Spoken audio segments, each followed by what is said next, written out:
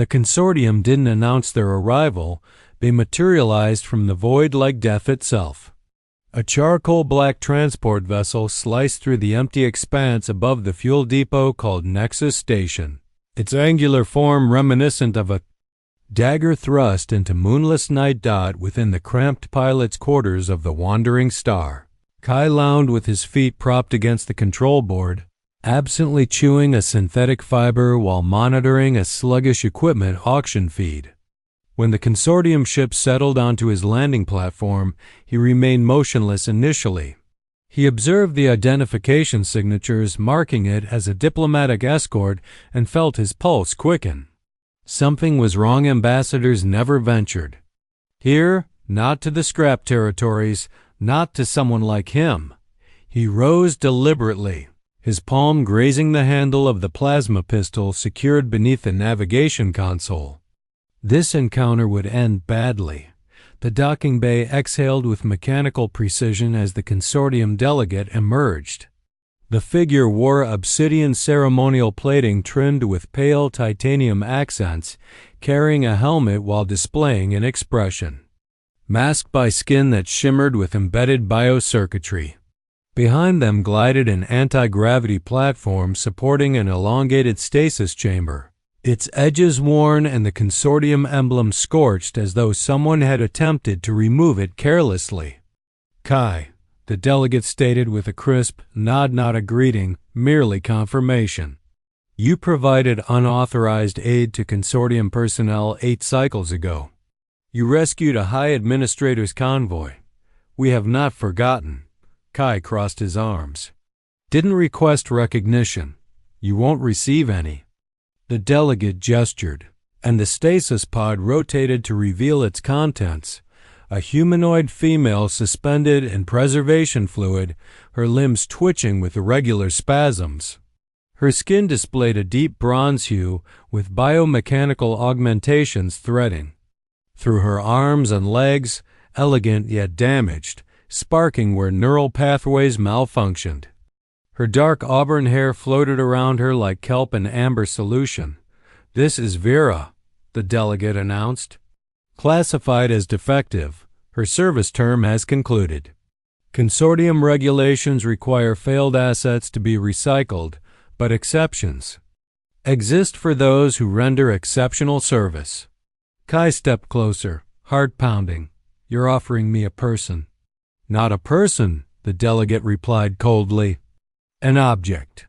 You may discard her, utilize her, amuse yourself, whatever brings you satisfaction."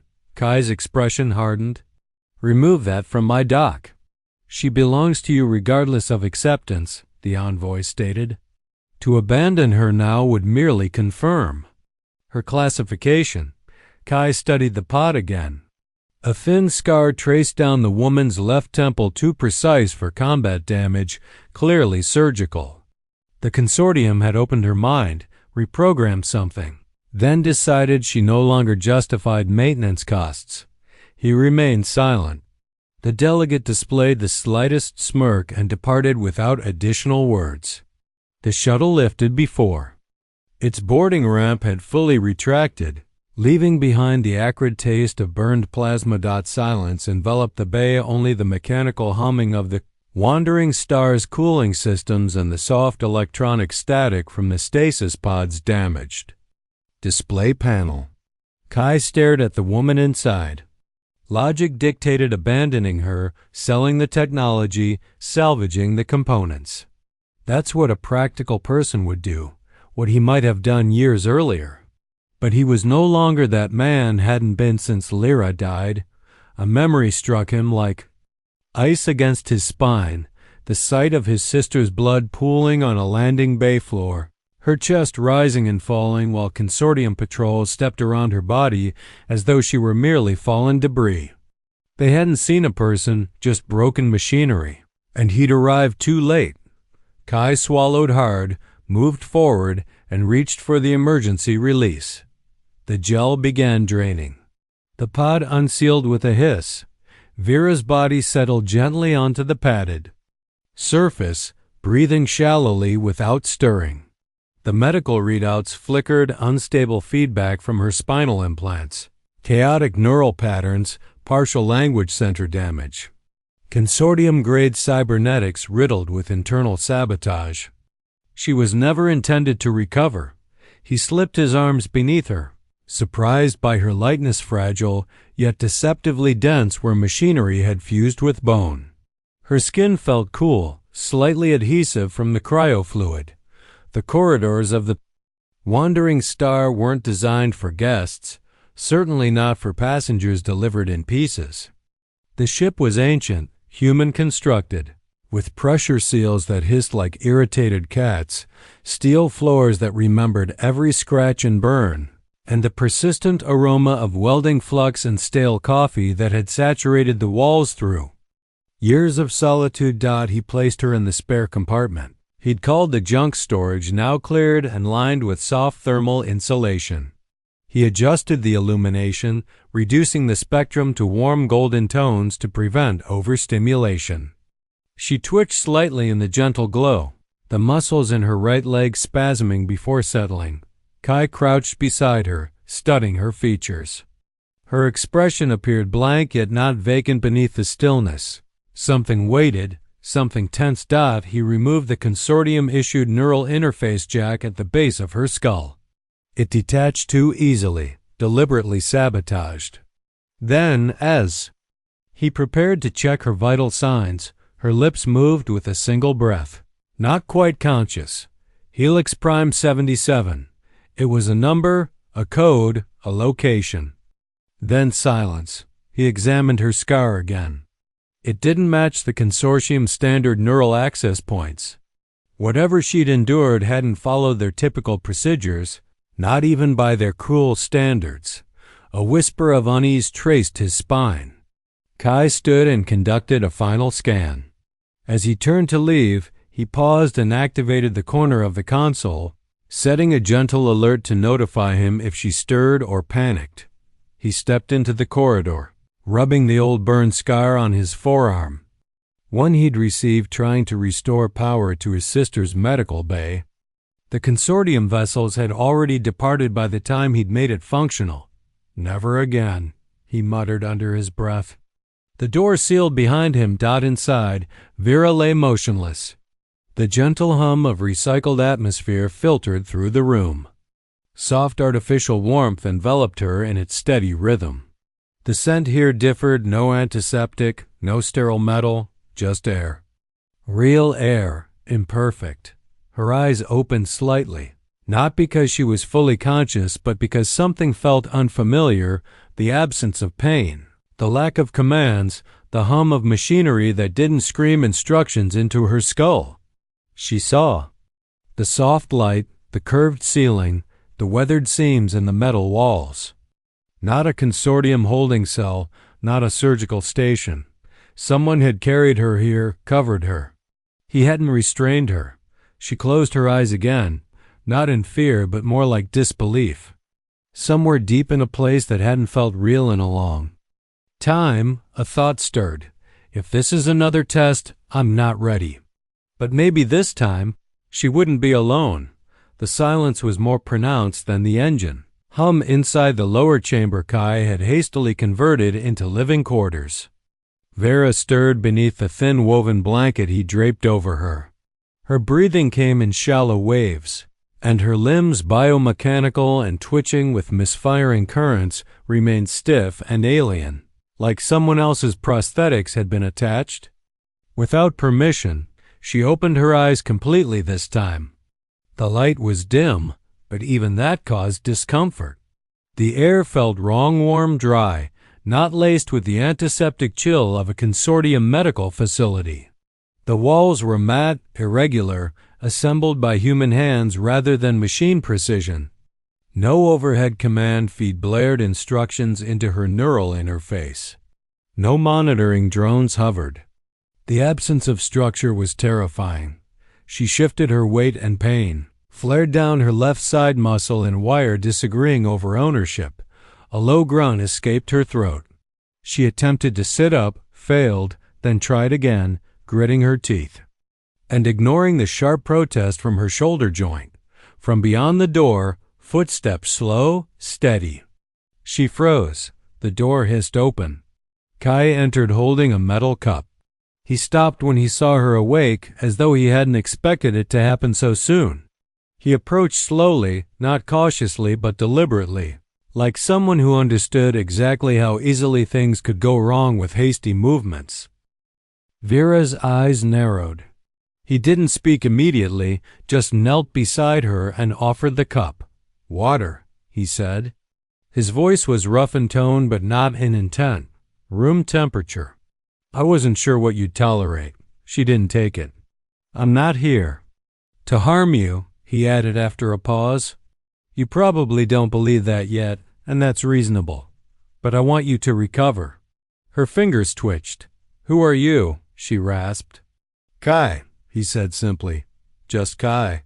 Her eyes scanned his face, cataloging every detail. Human, late 30s, weary around the eyes but alert. There were calluses on his knuckles, faint oil stains on his shirt, a burn scar curling just above his wrist. A mechanic by appearance, but something quieter in the way he held still, like someone accustomed to waiting, listening. "This is your vessel?" she asked slowly. "Yes, the Wandering Star," he replied. "Mine since the last salvage conflict." "Why did you bring me here?" The question sounded clinical, but internally her thoughts surged in unpredictable directions. He exhaled through his nose. "Because they discarded you." Her eyes flicked toward the ceiling, as if expecting surveillance nodes. Kai followed her gaze, then looked back down. "There's no one watching. I disabled their broadcast core. You're offline. Offline." That word alone sent a wave of nausea through her, a sickening lightness in her spine. For soldiers born in laboratories, being offline wasn't peace. It was abandonment, isolation, deletion. "I'm supposed to be erased," she said, more to herself than to him. Kai tilted his head. "They said you were defective." A gift like giving someone a broken tool and calling it a reward. She looked down at her hands. The fingertips were scorched, the plating dented. She remembered dimly surgical lights, orders shouted through static, a voice, male, deep, cold. Erasure sequence incomplete. Decommissioning priority. Status revoked. Transfer to disposal protocol. A memory like a flash of old war footage surfaced briefly, her knees in mud, hands bloody, gunfire slicing past her, and the smell of ozone and scorched bone. Then nothing. She flinched. Kai noticed. "Pain?" he asked. "Yes," she whispered. "Where?" She hesitated. "Everywhere." He nodded as though he understood more than he should have. Then he placed the water cup on the floor beside her and stood. "I've started repairing your neural interface. It's not elegant, and it's not consortium grade, but it'll hold until I can rewire it properly. You'll probably experience signal drift, muscle lag, memory haze. I already do. Yes, I figured." She studied him carefully. "Why help me?" Kai's eyes darkened for a moment. She thought he wouldn't answer. Then, "Because I didn't help someone else and they died for it." Vera blinked. He turned away, pretending to adjust the dimmer panel on the wall. "I don't want payment," he said. Over his shoulder, "You don't owe me anything. And if you want me to leave you alone, say the word. But I'm not going to let them decide your story ends here, not while I'm breathing." A long silence settled between them. She reached out slowly, awkwardly, and touched the edge of the cup. It was heavier than expected. Her wrist trembled as she brought it to her lips, spilling a few drops down her chin. Water, not nutrient gel, not intravenous saline. Real water, room temperature, pointless, imperfect, unnecessary. And human. She hated that it made her eyes sting. Kai stepped out without saying anything else. The door hissed shut. Alone again, Vera leaned back against the padded wall and let the cup rest in her lap. Her fingers curled around it as if afraid it would vanish if she loosened her grip. Her thoughts flickered wildly, like sparks inside a faulty neural net. Why hadn't he used her? That's what they said he would do. Why didn't he restrain her? Why didn't he interrogate her? Instead, he gave her warmth, silence, time, and water. The very idea that someone would repair her just to keep her alive without demand, without programming, was almost more painful than her broken body. In the low light, she noticed a small dent in the wall, a perfect fist-sized crater near the corner. Not new, probably from Kai himself. A mark of frustration or grief. It made the ship feel real, not consortium perfect, but real. She curled into the blanket slowly, joints aching. Somewhere inside her still splintered mind, a quiet voice echoed, not a command, not a protocol, not an override signal. A question. If this isn't punishment, then what is it? No answer came. Just warmth, quiet, and the thrum of a ship still flying. And for now, that was enough. The atmosphere inside the wandering star carried a particular kind of stillness. One that wrapped itself around silence and softened the edges of metal and memory alike. The ship moved slowly now, drifting through a dark pocket of space where no beacon reached and no patrol dared follow. Outside the hull, the stars hung cold and indifferent, but inside, a moment was building. It began with movement. Kai looked up from his workbench as the sensor chimed softly. A low-pitched tone meant not to startle but to notify. Motion detected from the rear compartment, the room he'd cleared out for her. He checked the readout. Vera was awake and no longer lying down. He set down the small array of neural filaments he'd been repairing and stood without a word. The bench light dimmed automatically behind him. He didn't rush. There was no emergency here. Just a quiet unfolding of something that wasn't his to interfere with. As he approached the room, he paused just outside the open doorway. The lights were low, filtered through amber-tinted panels that mimicked the horizon glow of Earth at dusk. The temperature was warm enough to soothe joint response, but cool enough to prevent overheating. Overheating. Careful balance. He'd recalibrated twice already since bringing her aboard. Inside, Vera was upright on the edge of the cot. Her body was rigid with effort, bronze skin slick with sweat, breath shallow but steady. Her long auburn hair hung down in a tangled curtain, obscuring half her face, and her biomechanical legs trembled under the strain of unsupported balance. Her right hand was clenched around the frame of the cot, her left hovering mid-air, unsure where to land. She hadn't noticed him. He didn't speak, didn't move. She exhaled quietly, bracing herself. Then she stood. It wasn't graceful, one knee locked. Too early, the other wobbled as microservos sputtered and re-engaged. But she was upright, shaking, breathing. Awake. Kai stayed still as stone in the doorway, letting her have that moment without intrusion. The first step forward was barely a half shuffle, her foot sliding more than lifting. But it was a step. The second came with a grimace and a soft metallic click from her right knee joint. The third forced a full-body tremble that nearly sent her back down. But she reached out and caught the edge of a support strut just in time, knuckles white against the metal. She stood there, frozen, breathing through gritted teeth. The fourth step was cleaner. The fifth, her hand left the wall. And then her legs buckled. Kai moved fast, but not fast enough to catch her. She hit the floor on her knees, hands slapping the steel plating for balance. Her head dipped, forehead nearly touching the floor as she panted. "Don't," she said, voice raw. "I wasn't going to," he replied, quiet and calm. He crouched nearby, close but not touching, not crowding her. "I had it," she muttered, trying to straighten her spine. "I was walking. I know. It wasn't for you. It wasn't supposed to be." Her breathing slowed as she shifted into a seated position on the floor, spine against the wall. Her eyes met his piercing, gold-flecked, and sharp despite the pain etched across her features. "Then why are you here?" "Maybe I wanted to see you win," Kai said. That earned him the faintest flicker of a smile or something near it. It disappeared. Just as quickly, replaced by the familiar hard edge of suspicion. "You people," she murmured. "You see someone stand up once and call it a miracle." "No," he said. "I see someone who was left to die take 5 steps on her own. That's not a miracle."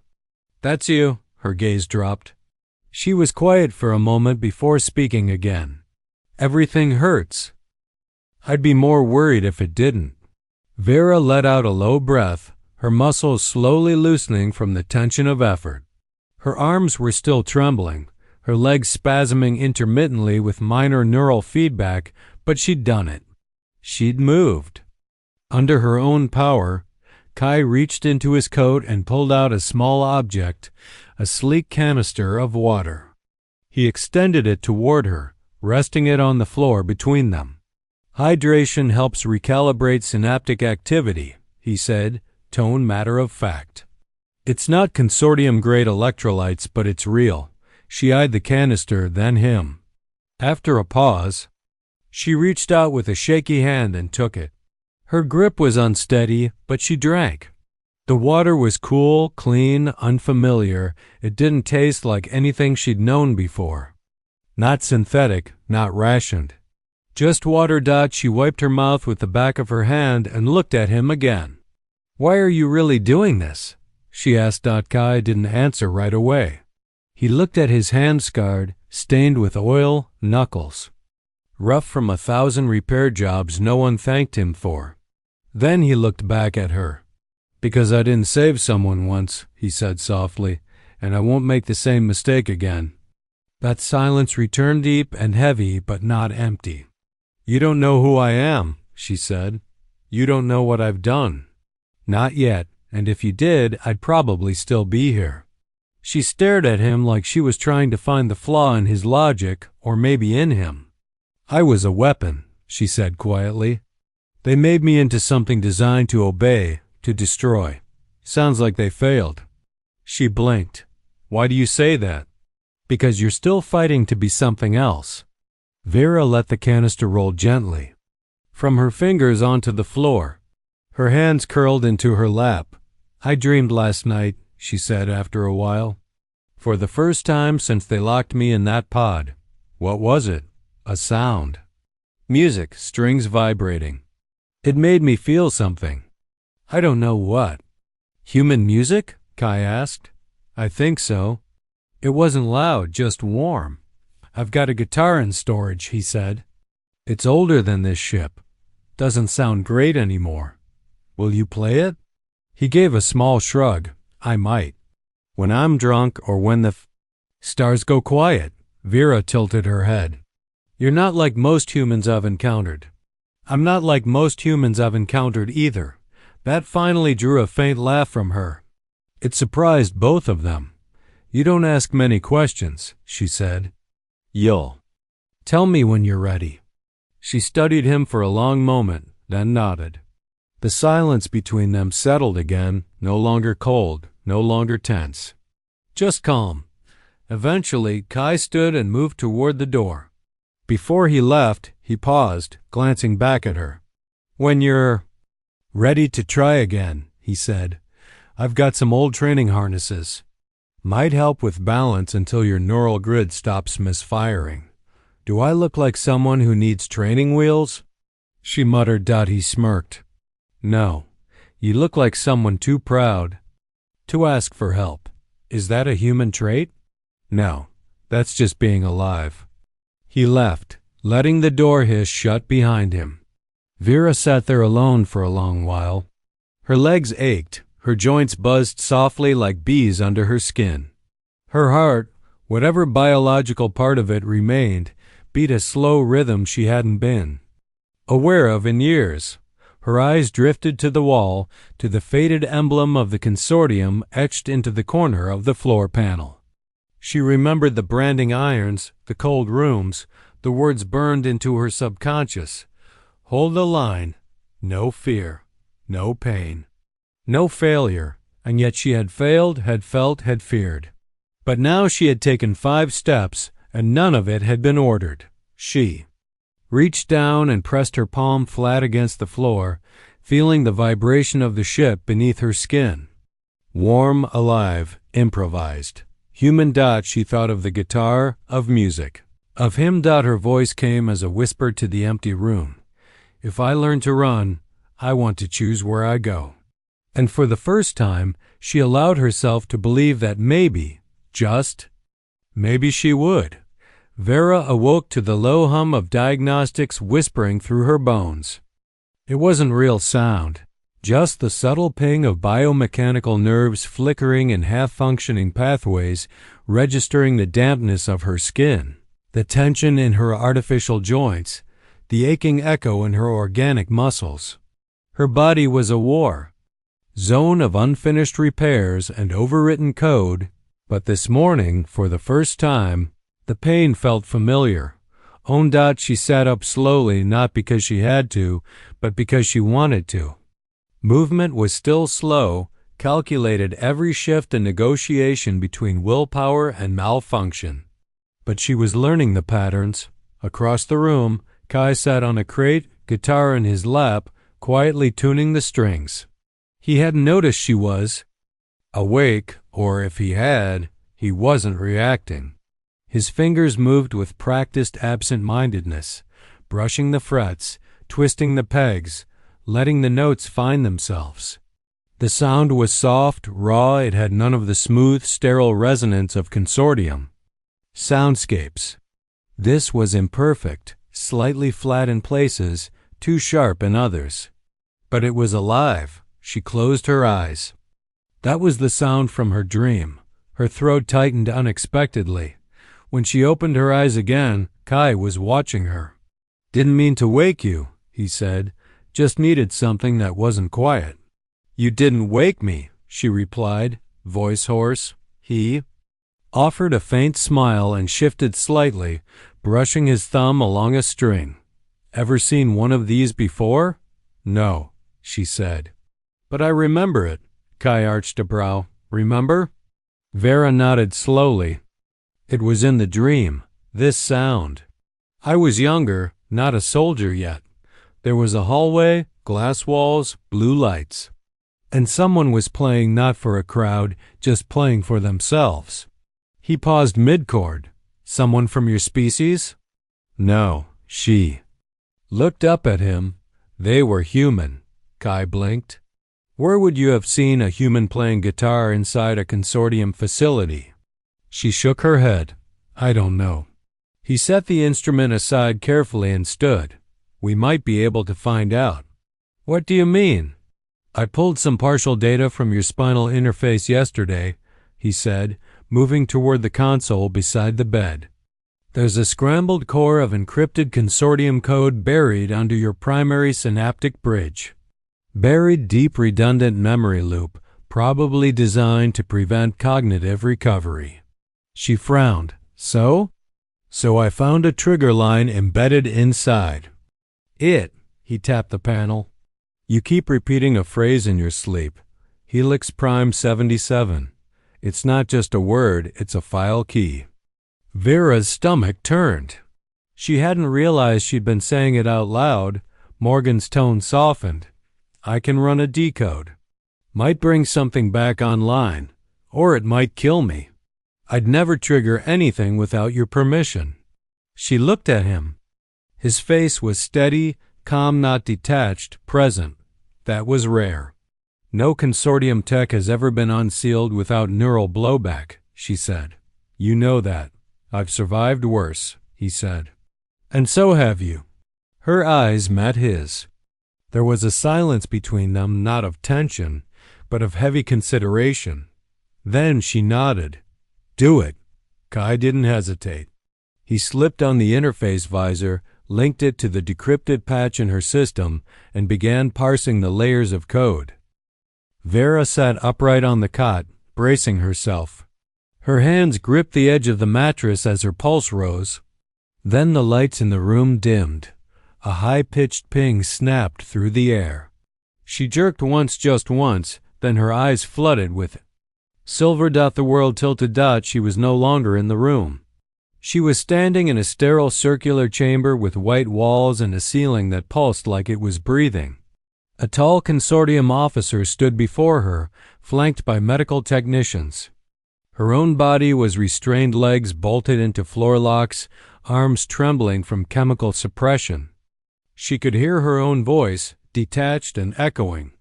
Designation: Vera 2B Vanguard classification. Emotional variance exceeds 14%.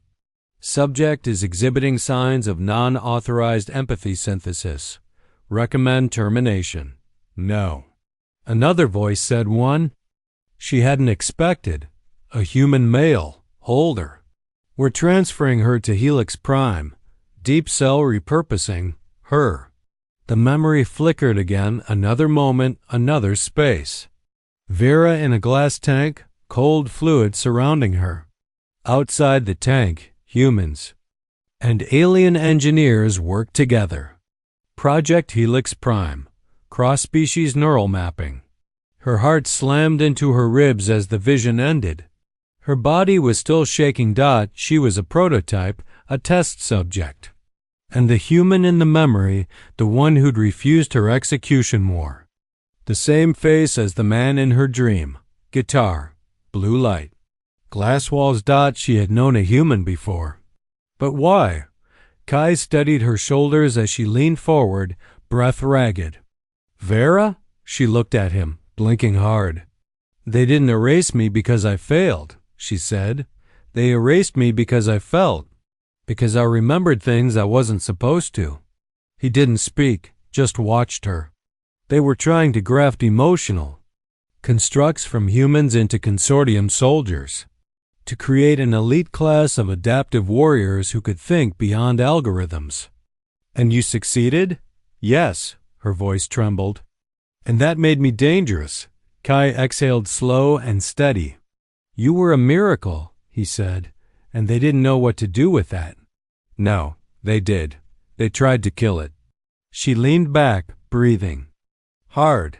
For the first time, Kai saw her as something more than broken. She was born from two worlds and punished by both. He stepped away, giving her space. I think someone from your past wanted you to survive, he said. That human, he could have let them erase you, she nodded. He didn't. But I don't know his name. We'll find it, Kai said. She looked at him. Why? Because you deserve your story back. Her throat tightened again. He didn't touch her, didn't move closer. He just stood there like a presence she could choose, not one she had to fear. Then she spoke softly. What happened to your sister? Kai hesitated. Then finally, Lyra was 12. Caught in a border screening. I rerouted power to her medbay, but the consortium had overridden the emergency protocols. They wouldn't authorize civilian access. His voice dropped. She died on the table while I was still rewiring the floor. Vera swallowed. You blamed yourself? I still do. They stood there, pain open between them. No one reached to cover it up. After a long pause, she whispered, You can access my data if you want. All of it. I won't stop you. Kai shook his head. Only if you want me to. Vera looked down at her trembling hands. They weren't weapons now. They were keys to memory, to identity, to choice. Then let's do it together, she said. No more locked doors.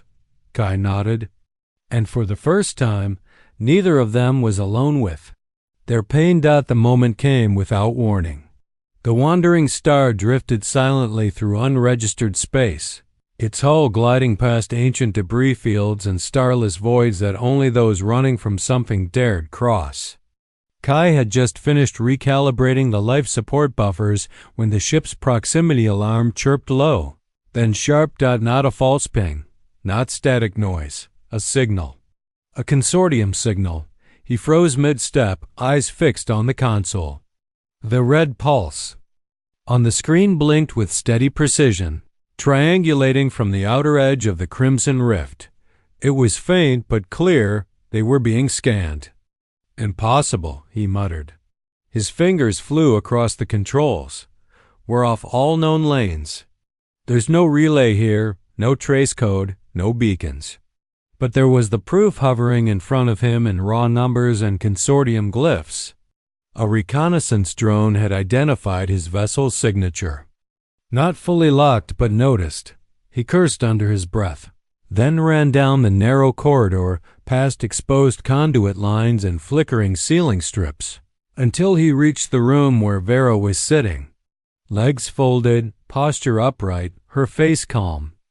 But focused. She was meditating, or at least trying to. When she saw his face, her entire body tensed. They found us, he said, her breath caught. Consortium? A recon drone.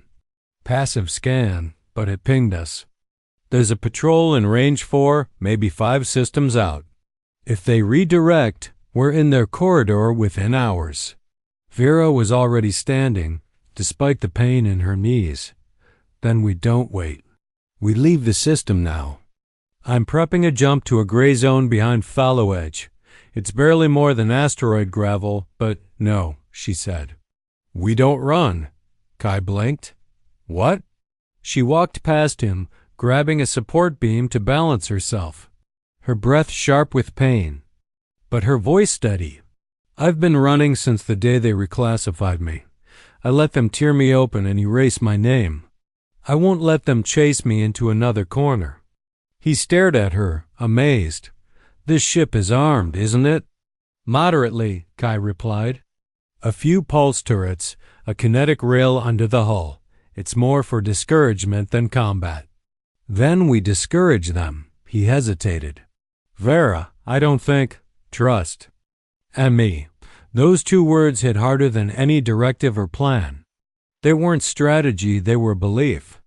And Kai couldn't ignore that. He followed her back to the cockpit. Together, they brought up defense protocols, dimmed the ship's lights, and turned the outer hull cold to reduce energy signature bleed. Kai set up false echoes to trick any consortium AI into chasing ghosts. Vera routed power manually, her fingers trembling, her mind sharper than he'd seen it. She worked fast, efficient like someone who'd done this before, because she had. Not on this ship, but in other lives. An hour passed in silence. Then the consortium patrol arrived.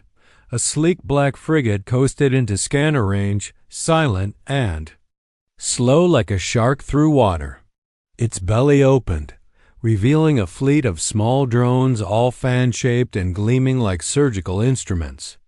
They surrounded the wandering star in a pattern of calculated intimidation. Kai's throat tightened, but Vera stood tall beside him, eyes fixed on the screen. Open a channel, she said. He looked at her. Are you sure? Open it. He did. Static bled. Into the cabin. Then came the familiar bone-deep voice of Consortium Protocol. This is Command Drone Echo 7. Vessel identification. The Wandering Star. You're operating in unauthorized space. Prepare for boarding. Vera stepped forward, pressing the CUM control. This ship is under sovereign protection, she said, her voice cold and clear. Any boarding action will be considered an act of aggression. Silence. Then, identify yourself. She reached up, disconnected the inhibitor node at her neck, and said the words as if unlocking a cell door in her own mind. Designation, Vera 2B, Consortium Vanguard Unit. Status, decommissioned without legal termination. My execution order was denied, which means I still have a voice. More silence. Kai leaned in. You're bluffing. They'll attack anyway. Not if their system recognizes me, she whispered. Their logic protocol is built to avoid in-command conflict. And I still count somewhere in their broken records. As if. Summoned by her voice, the lead drone halted. A pause. Then withdrawal. The drones folded in, retreated, vanished into the belly of the frigate. Then the whole vessel pulled back. No words, no fire, just the silence of reluctant acknowledgement. When the sensors cleared and the wandering star was alone again in the void, Kai finally exhaled. "You just talked down a consortium patrol," he said, "with your name." "I talked down a machine," she replied, the tension bleeding from her shoulders. "But yes, with what's left of it." She turned to him then. Something had shifted in her face. Not just relief, not just pride, but something softer, earnest, vulnerable. "They sent me to die," she said, "and you gave me a place to live." He didn't say anything. Her eyes searched his, the storm behind. Them was still there, but quieter now. The fear wasn't gone, but it wasn't in control either. "I don't know how to thank you," she whispered. "You don't have to." "I want to." Her hand reached up, slow and unsure, fingers trembling slightly as they brushed against his cheek. He didn't flinch. He didn't pull away. He just breathed her in like she was the first real thing in the universe. Vera leaned forward, lips parting. A single heartbeat passed, and then she kissed him. Not urgently, not desperately, just completely. It was not a kiss of surrender. It was a declaration, a beginning. When they finally pulled apart, Kai rested his forehead against hers. "You're not broken," he said softly. "No," she agreed. "Just unfinished," he laughed gently. "Aren't we all?" The ship drifted on. Behind them, the consortium vanished into the dark. Before them stretched the open unknown. And for the first time, since either of them could remember, they chose it together. The signal that shouldn't exist, the first warning didn't come as a sound, it came as a vibration, low and deep, like a pressure drop inside the bones. Subtle at first, barely perceptible, but enough to make Vera pause mid-step in the corridor and place her hand against the wall, her breathing uneven. The lights dimmed, not a blackout, just a faint flicker. It wasn't system failure. It felt personal. "Kai," she called softly, her voice echoing slightly in the hallway. He was already on his way, wiping grease from his fingers with an old cloth, eyebrows furrowed. "I felt it too," he said. Some kind of energy shift. She looked up at him, her gold-flecked eyes flickering with static. "I think it came from me." They moved to the cockpit together. Vera walked slowly, each step controlled and deliberate, her bare feet whispering against the floor. She used the wall for balance, still learning, still fighting every inch of her body to obey commands it no longer understood. Kai dropped into the pilot seat and pulled up diagnostics. His face tightened almost immediately. "You're transmitting," he said. "Something inside your neural interface is pinging consortium channels." She froze. "I didn't activate anything." "I know. It's not an intentional signal, it's a response. Like something woke up and sent a handshake code."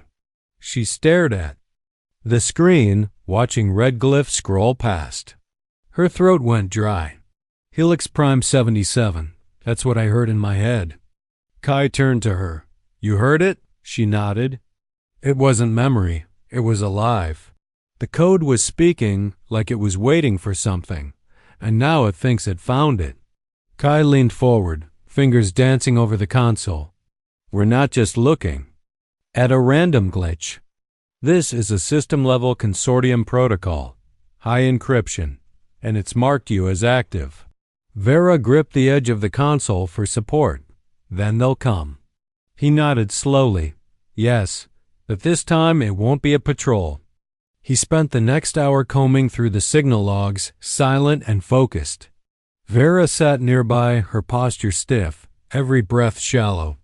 The tension between them wasn't fear, it was clarity. Eventually, Kai leaned back, eyes fixed on the screen. "This isn't the same as before," he said. "That drone fleet in the outer sector, that was a patrol. They backed off because your consortium ID flagged as a restricted class prototype. The system couldn't decide what to do with you." Vera frowned. "They treated me like I was still a possible asset." "Exactly," Kai said. "But this signal you triggered, it set off a completely different response." He turned the display. Toward her. Retrieval priority. Helix Prime activation unauthorized. Status. Class Black containment breach. Command authority. High logic core.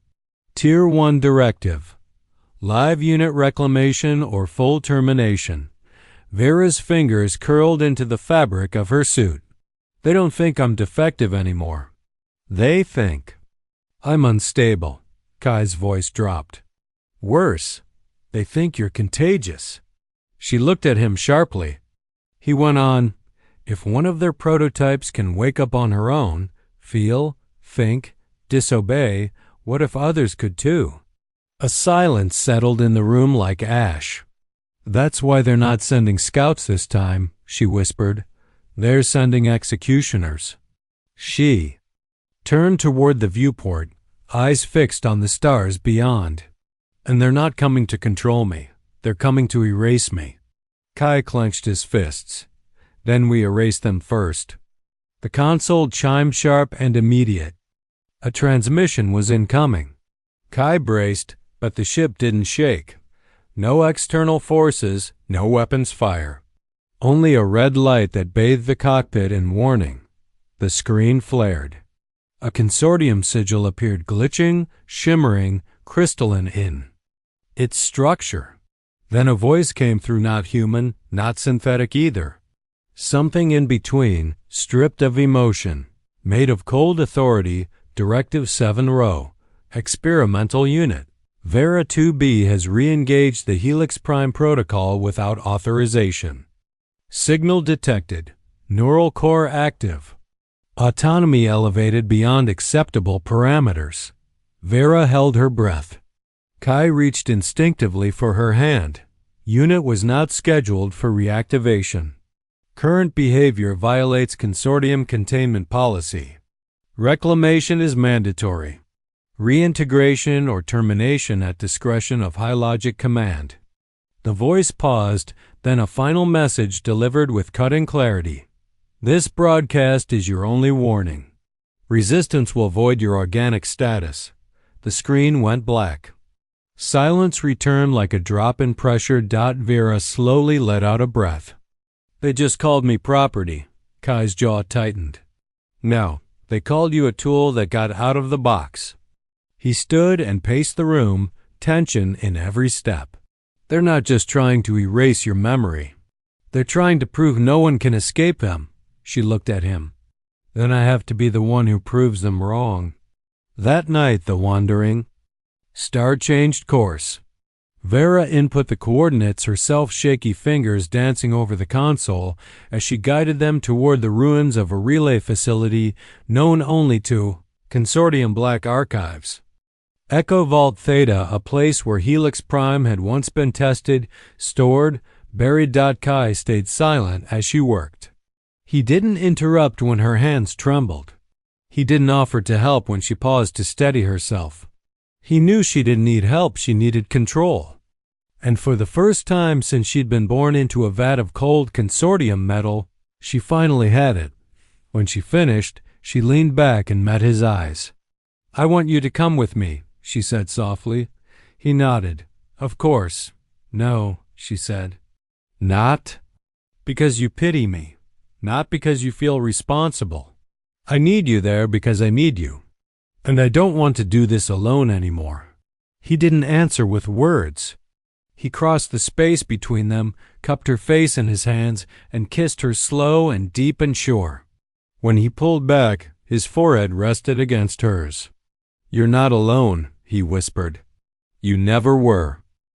Later that night, while Kai calibrated the engines, Vera stood at the observation window alone. Her body ached, her knees were sore, her hands shook if she held anything too long, and her breathing still stuttered if she moved too quickly. But she was upright, she was standing, and she was moving forward. Every step might be slow, but it was hers. Behind her, the stars glowed softly. A few days from now, one of them would become a battlefield, not for a war, but for a soul. Her soul. And she wasn't afraid. Not anymore. The last stand, the sky above Echo Vault Theta, was broken. What once had been a space station embedded into the crust of a rogue planetoid now jutted like ribs from the asteroid's fractured shell. Twisted metal towers, blackened solar panels, and dead communication dishes pointing in every direction. Forever listening for orders that would never come. Kai brought the wandering star into a slow descent. Below them, consortium signal interference pulsed across the radar in uneven waves, ghost data, and decaying code. Vera stood behind him in silence, hands trembling slightly as she watched the approach. Her breath was calm, measured. She didn't look afraid. She looked ready. The docking clamps released with a final hiss. The landing sequence complete. They stood in the airlock together, Kai adjusting his gauntlet while Vera leaned against the wall. Her body still tired, her balance dependent on every muscle staying alert. But she had refused help. Every step was hers. One last chance to turn back, Kai said quietly, offering her a look that was half teasing, half hopeful. Vera's golden eyes met his. "There's no turning back," she said, "because forward is the only place I exist now." He nodded, pulling the lever. The doors opened. They entered the facility through a decayed maintenance corridor, the air stale with oxidized metal and old fire damage. The silence was absolute. No systems hummed, no lights flickered. Only the thud of their boots and the faint rasp of Vera's breath filled the space. She walked beside him slowly, one hand trailing the wall. Her cybernetic joints clicked softly.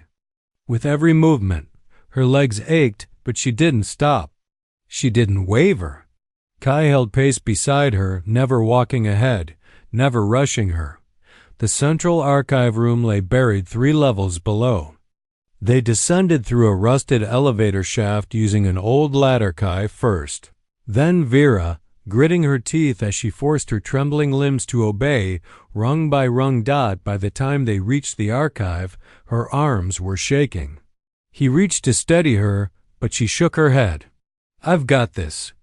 She took one more breath and stepped forward into the chamber. It was vast, round, echoing, cold. Data columns circled the perimeter like tombstones. At the center stood a single stasis pod, cracked open and long dead. Vera stared at it, lips parting slightly. "This is where they shut me off." "And where you woke back up," Kai said. But she wasn't listening. She approached the pod, ran her hand along its side, and then turned to the central console. She connected her implant to the panel with a short neural link. Old logs spilled across. The screen fragments of Helix Prime experiments. Vera, others, names with no faces, data points instead of lives. She stared, breathing slowly. "There were 6 of us." Kai blinked. 6? I thought I was the only one left," she said. "But these logs, someone else made it out." A flicker, a location redacted. Vera's voice dropped to a whisper. "They didn't kill us all." Before she could process the thought, alarm shrieked through the vault. Red lights flashed from all directions. Kai spun, pulling out his pulse rifle. "They're here." Vera disconnected from the terminal. The ceiling opened with a hiss of decompression, and 3 consortium soldiers dropped into the chamber, tall and silent, black-armored and faceless. Behind them hovered a sleek, serpentine drone unit, thin like a whip but humming with internal plasma. The lead soldier's voice rang through the vault. "Vera 2B, you have violated containment. You will submit for reintegration or be terminated." Kai stepped forward. "She's not going anywhere with you." The soldier raised his arm, weapon pulsing. Vera stepped in front of Kai. She wasn't holding a gun. She wasn't standing straight. She trembled, her knees bent slightly under her weight, one arm hanging lower than the other. Her chest rose and fell unevenly. Her steps were hesitant, but she stood there defiant, alive. "I am not your property," she said softly, "and I will never belong to you again." The soldier fired. Kai shouted, lunging, but Vera raised her hand. The blast curved, redirected in midair. Her implant flared gold. With a sharp breath, she activated her neural field, sending out a short-range shock wave, disrupting enemy targeting systems. One soldier staggered. The drone hissed, charging its cannon. Kai fired 3 shots, 2 missed. One struck the drone's sensor core, sending it spinning dot, but another soldier closed in on Vera. She turned too slowly. The enemy grabbed her. Vera gasped as they slammed her to the floor. Kai screamed her name. She twisted beneath the weight, her legs spasming. And then she whispered something under her breath. Omega shift. The consortium override phrase. The soldier froze for a single beat. The entire vault hummed. And then, one by one, the soldiers collapsed, their armor sparked, systems frying from. Inside. Vera lay still for a second, gasping. Kai ran to her, dropping to his knees, gently cradling her in his arms. Her breathing was shallow. "I'm okay," she whispered. "Just tired." "You did it," he said, voice breaking. She looked up at him. Tears slid down her cheeks, not from pain, from release. "I fought back," she whispered. "Really fought. I never thought I'd be strong enough." "You've been strong since the moment you walked onto my ship," Kai said, brushing hair from her face. "I just finally got to see it." Like this, she reached up, fingers shaky, and touched his cheek. "I love you," she said. Kai's breath caught. "I don't know when it started. I just know that when I'm near you, I feel like I'm not broken. Like maybe everything I thought I lost wasn't gone, it was just waiting for you to find it." He leaned in, forehead touching hers. "I love you too, Vera." He kissed her long, fierce reel. Her hands clutched his shirt, his arms wrapped around her. The fire between them wasn't born of need, it was born of survival, of trust, of the sacred truth that they had saved each other. When they finally broke apart, her eyes glistened. "We're free now," she whispered. He nodded. "And we stay that way." Epilogue. New Horizons 2 months later. The moon had no official name. It was never colonized, never mapped. It appeared in no consortium star charts and had no strategic value, just a cold rock with shallow gravity, breathable air, and long quiet seasons. Forgotten by empires. Perfect. Nestled in a sheltered valley between wind-worn cliffs and a low forest of pale, iridescent trees, Kai had found a place where time seemed to slow. The wind here didn't howl, it sang softly, like lullabies drifting from the soil itself.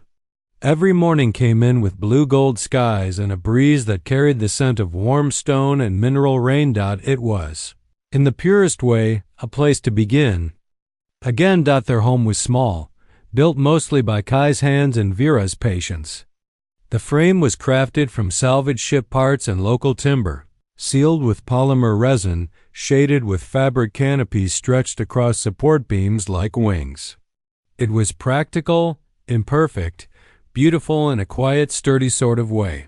The porch overlooked a glimmering meadow, and every morning, just after sunrise, Vera walked across it. She moved slowly. She still needed the rail Kai had welded into the side of the walkway. Her leg brace clicked softly with each step. Her balance wasn't perfect. Some mornings it took her 3 minutes just to cross the 10 meters between their door and the sun-warmed bench beneath the outer tree. But she walked every day, without fail. She didn't walk to prove anything. She walked because it was hers. There was no audience, no test, no ranking system analyzing her posture or stride time. Only her feet on living ground, her breath in clean air. Her body damaged, but hers moving freely under a sky no one else claimed. And Kaihi was always waiting. Sometimes on the porch, tuning the old guitar. Sometimes out near the water's edge with his sleeves rolled up and a makeshift fishing line coiled around a stick. He never looked worried. He didn't hover. He didn't rush her. He just looked up as she approached, eyes warm, smile soft, and always said the same thing. "You came back to me again, and she always answered, "I never left." They built routine, simple ones. Morning tea, an earthy blend from native herbs that smelled of mint and ash. Midday walks through the canyon, slow-paced, with Vera leaning into Kai's arm as he recounted old Earth stories. Evenings watching storms roll in over the western ridge, lightning dancing across twin moons. She liked the quiet. He liked the way. Her voice had changed, more laughter, more weight in the things she chose to say. Sometimes, when she stood still, her fingers would twitch the way they used to when her cybernetics misfired. But now, when he reached for her hand, she didn't flinch. She didn't expect pain anymore. Sometimes she had nightmares. She still woke up with flashes of cold labs, of restraint clamps, of metallic voices telling her she was nothing but code. Kai would hold her close and say nothing, because nothing needed to be said. His arms were enough. They never talked about the consortium after the second week. It wasn't that they forgot, it was that they'd already won. Freedom wasn't fire and war. It was morning light through cloth windows, the sound of feet on warm soil. A name spoken not as a command but as a promise. One evening, as they sat side by side beneath the stars, Vera turned to him, resting her head on his shoulder. "Do you think," she asked softly, "that people like me, people who were made, not born, do you think we deserve this?" He didn't answer right away. He looked at the sky instead, where the stars stretched in rivers of silver. "I think," he said finally, "that you're not what they made. You're what you chose to be." She closed her eyes. "And what is that?" He turned to her and smiled. "You're free, and you're loved." She reached up, tracing his jaw with trembling fingers, and kissed him slowly, fully, not in fear or hesitation, but in certainty. Then she whispered against his lips, "Then I'll never leave this. I'll never leave you." He kissed her again. And above them, the stars turned not in violence, not in conquest, but in peace. And neither of them would ever again be someone else's design. They had rewritten the code together.